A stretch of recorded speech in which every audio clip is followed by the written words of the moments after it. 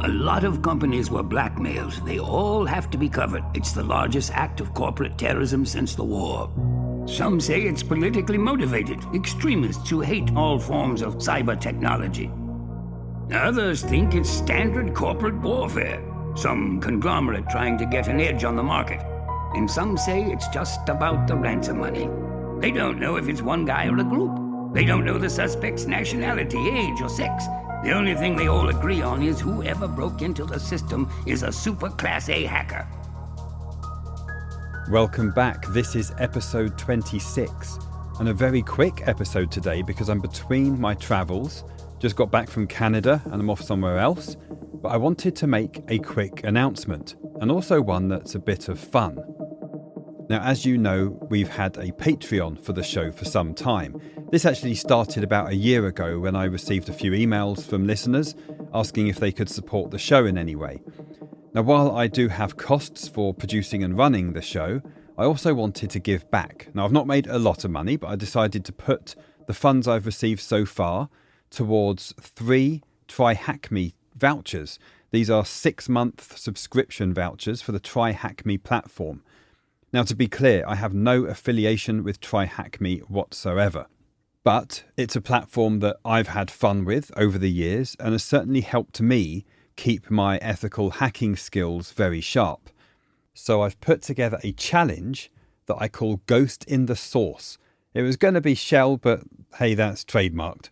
Now, this is slightly different to what you would find with most Capture the Flag challenges because I don't have a dedicated platform.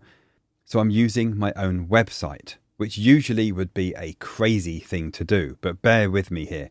My website is static HTML. It runs on Jekyll, and I generate the content locally, then it's pushed to a repository, and then hosted on my DigitalOcean virtual private server. There's no secret there. Anyone could find that out if they did some digging. So the Capture the Flag challenge is basically a cryptographic hunt, if you want to call it that. So there is absolutely no need for port scanning or DDoS attacks or anything against the infrastructure itself. This is purely looking at the website code. And because I don't have a back-end database or a login form or anything like that, there's no risk, or very low risk, I should say, to the security of the website. It's just static HTML after all. Now, the challenge will not go live until June 21st. That's 12 p.m. Eastern Daylight Savings Time. I initially thought of doing this as a first to submit. The first 3 winners get the vouchers. But then I thought that's not really fair, especially as I have listeners in Australia and they would be fast asleep and tucked up in bed. So on June 21st, I'll be pushing an update to my site, and somewhere there will be some code and a key, a flag, if you want to call it that you have to find. And then at the end of June, I will look at the submissions, and randomly, I've got to decide how to do this. I'm probably going to write a random script generator or something like that, but randomly pick 3 winners that will each receive a 6-month subscription to the TryHackMe platform. Now, this is purely a give back to the community, and if this goes well, and there are a few folks interested, then I will probably do something similar in the future, perhaps an OSINT Capture the Flag challenge. I've been thinking about that a lot recently. But if you're disappointed and think, well, I don't know anything about ethical hacking and that's not fair, well, don't worry, because that's what the future challenges will be for. And this is not worth a considerable amount. It's costing me $252, I'll be transparent, for the 3 vouchers, which is just a little bit more than the donations I've received on Patreon. So we're not talking thousands of dollars or anything like that. If you go to my website, psysecure.com, that's PSY, secure.com/CTF. That's Capture the Flag. And that's the placeholder page where the rules and so on will be.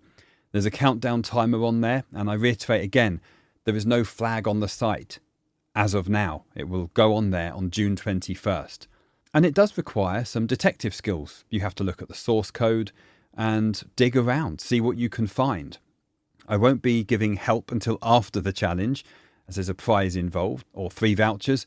I don't think it'd be fair if I help anyone. But afterwards, I will do a walkthrough and say how I would have done it. But this is as realistic as it can be. This is a technique that I've seen on some websites in protecting logins or private areas, and it's all client side. So because I don't have server infrastructure, or technically don't because it's a static site, of course there's Cloudflare and GitHub and DigitalOcean, all those providers in the background. We're not touching those, so don't do anything that impacts them. This is just reviewing the source code and digging around the site.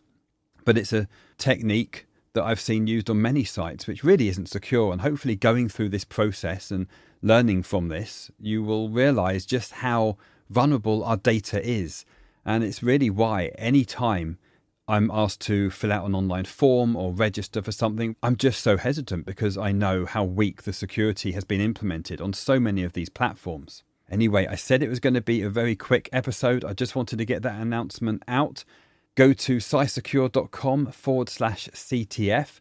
There's some wallpaper if you want to download it. You can see it's anime themed. And by the way, I have not posted this on LinkedIn or anywhere other than this podcast, the Patreon page, and also our new Matrix community. So before I end, just a quick update there.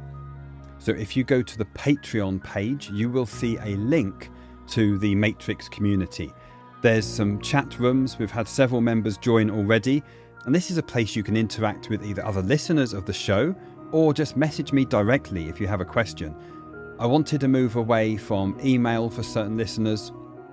I thought I'd try session at one point, but honestly, I didn't really like it. I don't have it open all the time, whereas Matrix, because of the community feel, if I don't respond, someone else will, and then I can get back to you eventually.